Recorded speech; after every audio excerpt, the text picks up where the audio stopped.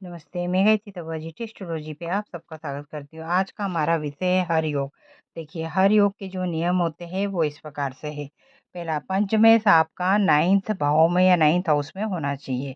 फिर जो 9 में से वो है ना 10th हाउस में होना चाहिए। मतलब पंचमेश 9th में होगा, नवमेश जो होगा वो 10th हाउस में होगा और जो दशमेश होगा वो 5वें भाव में होना चाहिए, हाउस में होना चाहिए। तो हर योग का निर्माण होता है। इसे हम पत्री कुंडली के माध्यम से भी समझाते हैं।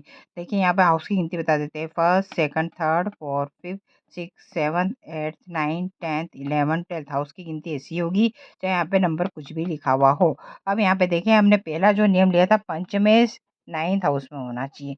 यहाँ पे पंचमेश कौन सा है? First, second, third, fourth, fifth, है ना। यहाँ पे 12 नंबर जो लिखा है वो पंचमेश है। यहाँ पे सूर्य पंचमेश नहीं है। सूर्य पंचम भाव में बैठा है, लेकिन पंचमेश कौन सा है? जो नंबर लिखा है वो पंचमेश है ना। 12 नंबर क्या है? पंचमेश है। तो पंच मतलब 12 नंबर का जो स्वामी वो क्या है? गुरु है। तो गुरु कहाँ होना चाहिए? 9th हाउस में। अब ये 5 हाउस है तो है ना, ये 6, 7, 8, 9। तो देखिए, गुरु मैंने यहाँ से एरो भी कर रखा है। गुरु कहाँ पर है? आपका 9th हाउस में है। ठीक है। दूसरा नियम क्या है? नवमेश आपका 10th हाउस में होना चाहिए। तो अब देखो, नवमेश क्या है? यहाँ पे 4 नंबर लिखा है। ठीक है। आता हम गिनते first, second, third, fourth, fifth, six, seventh, eighth, ninth. Ninth क्या है? 4 नंबर है। ये गुरु नहीं है। गुरु आपका मतलब है ना, ये जो 4 नंबर है वो 9 में से। तो 9 में से कहाँ पर होना चाहिए? 10th हाउस में होना चाहिए। ठीक है। मैंने यहाँ बताया था 9 में 10th हाउस में होना चाहिए। यहाँ पे 9 में क्या है? चंद्र है। तो चंद्रमा कहाँ है? 10th हाउस में है। ये 9th हाउस था, ये 10th हाउस में है ना। ऐसा करके तो 9 में से यहाँ पर 10th हाउस में होना चाहिए। तो ये दूसरी कंडीशन लागू हो गई। तीसरा क्या है? जो दशमेश है वो पंचम हाउस में होना चाहिए। दशमेश पंचम भाव में होना चाहिए। अगर हम दशमेश को यहाँ से गिनते तो है ना, तो यहाँ पे 10 हो गए, फिर यहाँ पे है ना 11 और 12, फिर गिनेंगे 1, 2, 3, 4, 5। तो जो दशमेश है वो क्या? 5 नंबर, मतलब सूर्य। सूर्य कहाँ पर है? पंचम हाउस में। ये देखो, सूर्य यहाँ पर है ना। First, second, third, fourth, fifth. तो यहाँ पे जो दशमेश है, दशमेश क्या हो गया?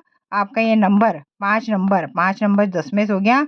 और ये 5 नंबर कहाँ पर है? सूर्य। इसका जो स्वामी वो कौन है? सूर्य है। सूर्य कहाँ पर आ गया है? आपके है ना 5th हाउस में। देखो, पहली जो नियम था वो ये था कि पंचमेश आपका 9th हाउस में होना चाहिए। तो पंचमेश क्या है? यहाँ पर 12 नंबर। 12 नंबर का स्वामी कौन सा है? गुरु। गुरु कहाँ पर है? 9th हाउस में है। ठीक है। और नवमेश क्या हो गया? नवमेश आपका 10th हाउस में होना चाहिए। नवमेश क्या है? इसका 4 नंबर का स्वामी कौन है? चंद्र है। चंद्र कहाँ हो गया? 10वें हाउस में हो गया। फिर यहाँ पे था 10 में आपका पंचम हाउस में होना चाहिए। तो 10 में कौन है यहाँ पर?